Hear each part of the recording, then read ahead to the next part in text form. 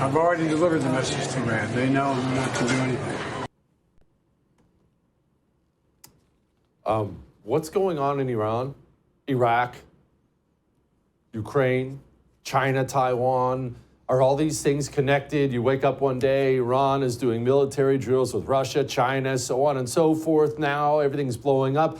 We need Lisa in here joining me now, the wonderful Lisa Daftari, editor-in-chief of the Foreign Desk. Okay, Lisa, I wake up, I see Iran's dropping missiles in Iraq on us, and I can't help but think, man, it sure seems like everything's connected right now. Oh, yes, absolutely. Everything is connected. The puppeteer being Iran's regime that has been emboldened by our administration. It's ironic to hear President Biden say that Iran has gotten the message. Well, the only message Iran got from President Biden is that they can do whatever they want. There will be no consequences, right? So for 3 years, the Biden administration went back to the table begging for a deal, even when it made no sense for us in terms of national security or Iran's weapons program. We watched Iran's protesters on the streets and didn't give them the support that they wanted for regime change.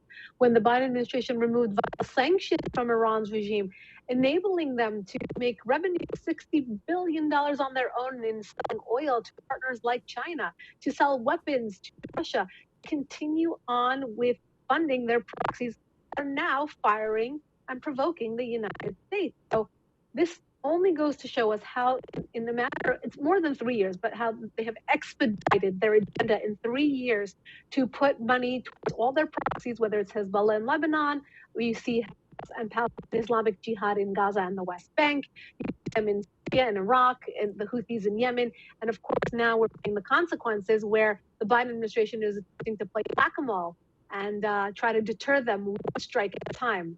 Absolutely not working. Lisa, okay, so you mentioned Iran. They're obviously controlling a lot of things when it comes to the Houthis and otherwise. Is there a Russia connection? Is there a Chinese connection? And how close are these countries? I know they've done military drills together, but that can mean a lot of things. Either that means we're besties or, hey, every now and then we'll fight together. What does it mean? Well, that's the world we're living in right now. Nobody's really besties, meaning the word ally, the way we know it in traditional foreign policy, is not the case anymore. We have interest-aligned initiatives, and that's why you're seeing China work very closely together with Iran in the endeavor of really sticking it to the United States. You see Russia coming to Iran to buy weapons. You see Russia going to North Korea to buy weapons. So there are countries that are these strange bedfellows working together because they have interests right now that are aligned. And then when it comes to other places, like competing for influence in the continent of Africa, for example, they will be competing against each other, both Iran's regime and China, and again, in other cases, working together. So we should absolutely be fearful that our enemies are emboldened to work with each other to evade the United States, whether it's in sanctions, whether it's on policy, whether it's finding new trade partners. And of course, if you've been following the BRICS convention, they are trying to even replace the US dollar. So completely working around the United States, trying to find, again, partners where they can to, again, empower themselves the way that they can. We're also looking, at a time in history where the United States is not the world leader when it comes to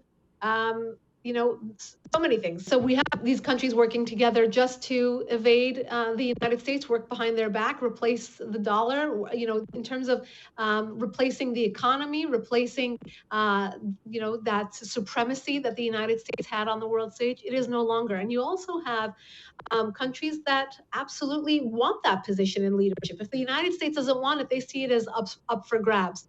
And of course, we're getting that sentiment from Iran's regime, and of course, China competing with us in every which way, whether it's in terms of military technology and, of course, calling the shots in the region.